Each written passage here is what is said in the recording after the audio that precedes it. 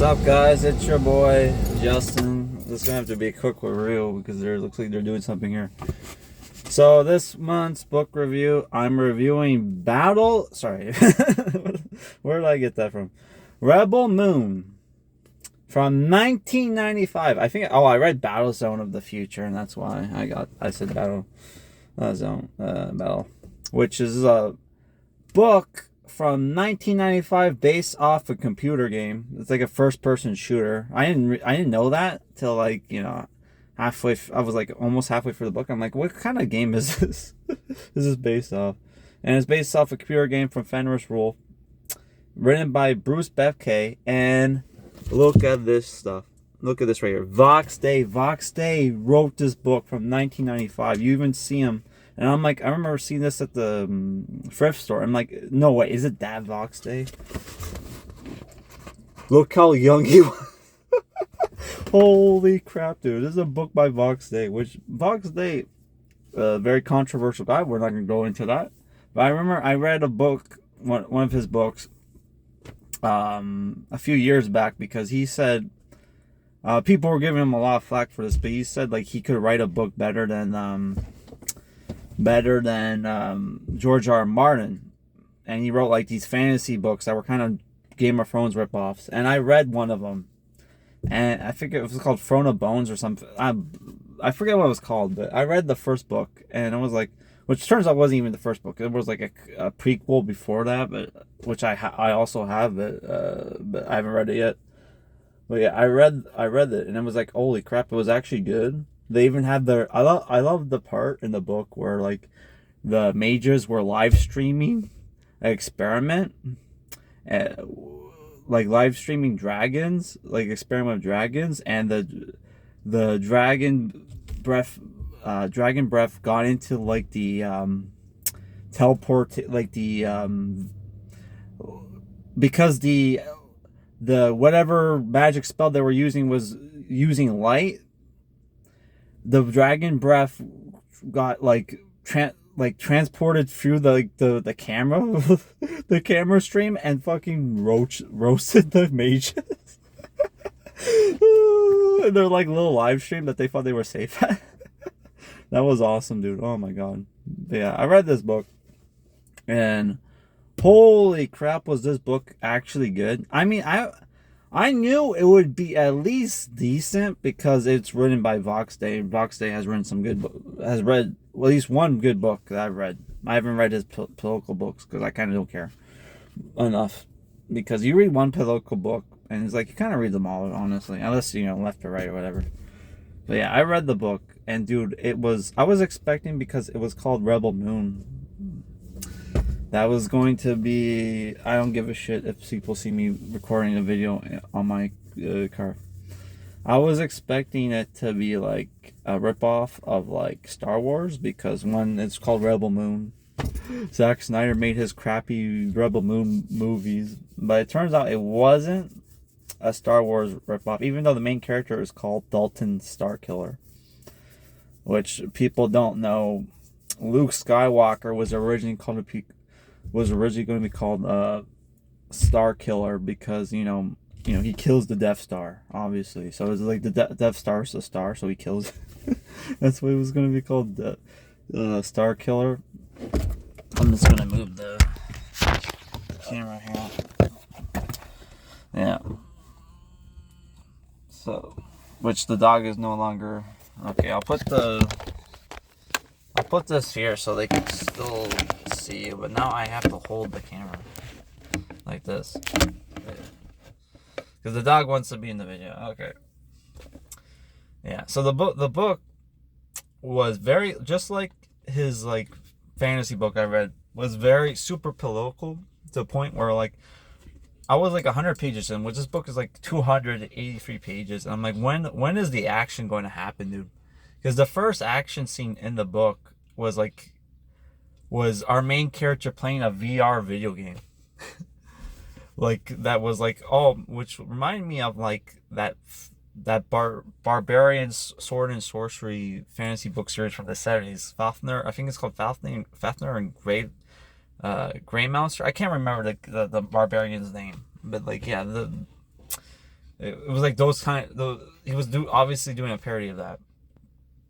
But yeah, the book. I'll just go into what the book's about. The book is about basically. It's basically libertarian Starship Troopers is the best best example of like best comparison I can make, and a little bit of Dune, especially with the political historical quotes in between like chapters, right? Which Dune didn't have that in the first book, but they had it in the later books, right? Because like one of the Atreides married a historian, right? I think in like the second book, So the story is basically about, it takes place in 2069, where the population on Earth is like 20 billion. There's only like 2 billion jobs on Earth, so most people have immigrated to the moon, where the moon is like I forgot, there's also a little bit of Gundam there, but we'll talk about that. Where the moon is basically used as like, there's a lot of scientists there, but it's mostly there as like farms and these domes where they grow food for Earth. Like the moon is basically one big breadbasket for like Earth, right? Kind of like Ukraine was the breadbasket of Europe, Iran's the breadbasket of the Gulf or whatever, Middle East or whatever. Like the moon is a breadbasket for Earth, and the people on the moon are not happy because they have to pay high taxes on oxygen, which is like a vital thing that you need on the moon, right? On a space colony, right? So one day the governors of the moon decide, hey, we're going to declare independence and become the free state of Selena. And they announced this. They send a secret message to like the UN Committee on Lunar Development, which is run by like an old British guy and like a Chilean guy. Which the fact that the dude was Chilean was like, he was like the main villain of the book, called Aquila, Senor Aquila, which was super funny, dude. And he's straight up like a globalist, dude. He wants like a one world government. He's a big believer on the one world government. That's another thing. That's where it reminds me of Gundam, where it's Yoshiyuki Tomino's like, people are retarded. Like people get too like focus on the robots and the military aspect, and they don't focus on the message of Gundam, which I think the message of Gundam is like is like nationalism versus globalism, and there's good and bad on both sides, stuff like that, right? Which was also in Star Wars, which Gundam is basically Japan's version of Star Wars. Here it's where the main guy made a mistake, the governor made a mistake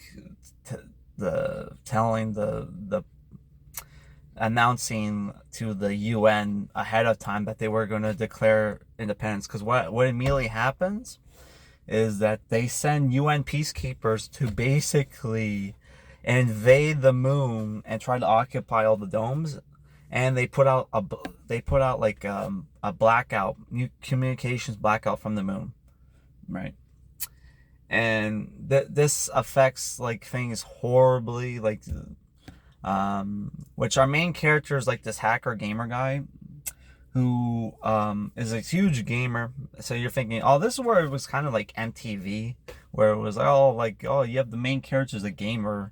Is this going to be like fucking The Last Starfighter, where he's the best gamer and joins the army, becomes a badass soldier like Johnny Rico or whatever? from Starship Troopers or whatever the guy was from like Last Starfighter? No, he sucks. The only thing he's good at, he's good at hacking. So he becomes like a specialist. So anytime they need to like hack into stuff, hack into to get through doors, stuff like that, he's good at that. But yeah, like something happens to his girlfriend, and then like which he already joined the militia everywhere. Anyway, but like he ends up joining the militia, and you get these like skirmish battles. But the best part of the book is the politics. Like there's definitely a lot of like on the ground like some like happenings. You know how like when COVID happened, when the war happened, when we're all watching live streams, we're all watching shit as stuff's happening, and we feel like we're caught up into the events. You have a lot of that feeling in this book, which was awesome. And there's also some political intrigue. Like at one point they have to hunt down and try to figure out, okay, who's like there's spy games going on. There's like strategy to the battles, the planning, and all that stuff. You get to see POV, like how the book is written is by POVs, POV narrations, kind of like with the original Starship Troopers, except for like, you know, certain the first chapter was that, but then like after that it's like told in that it's matter of after the fact, which sucked, which ruined that book in my opinion. But here's like all POV, so like you switch from POV, so you get to see like sides from like what's going on the UN side and what's going on in the moon, you know, lunar defense force, which, man, they even have like characters like who are like a Texan guy and a Japanese guy who were all part of like, you know,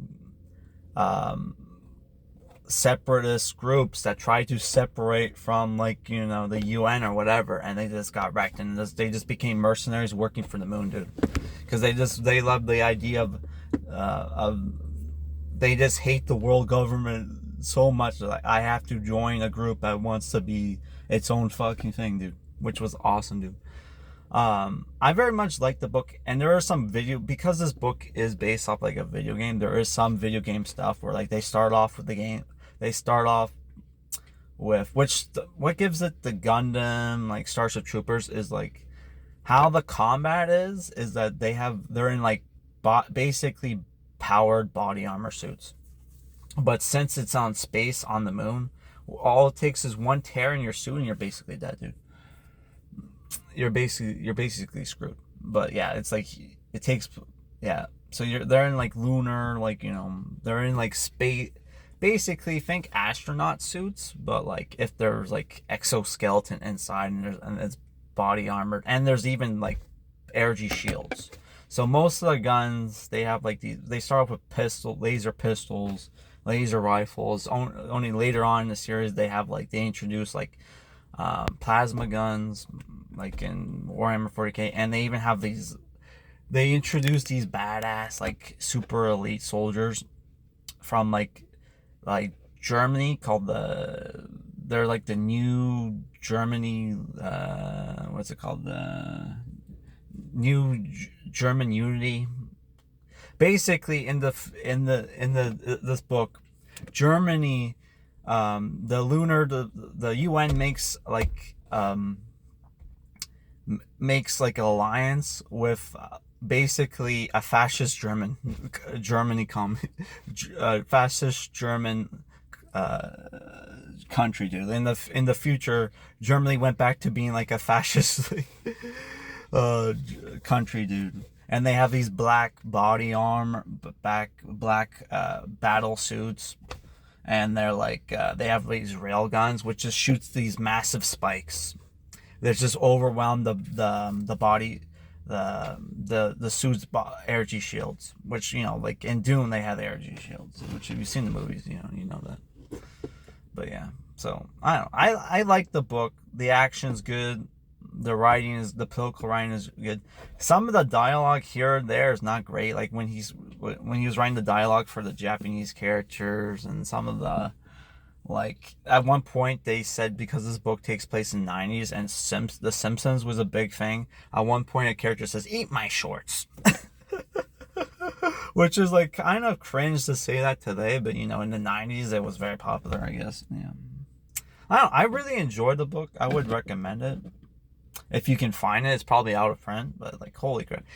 One thing I hate about the book is that because the book, like, was based off a video game franchise, and then, like, I think there's at least two games.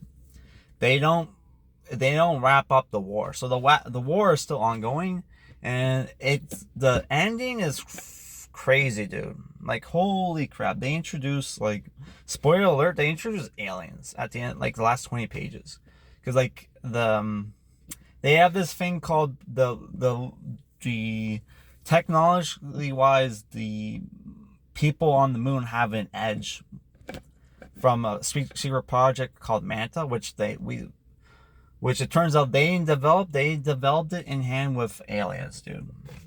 And the book also ends on a thing where it's like, oh yeah, you don't know the fate of, like, the main characters, because the main characters basically get put on trial because they accidentally killed an alien, and the aliens are pissed.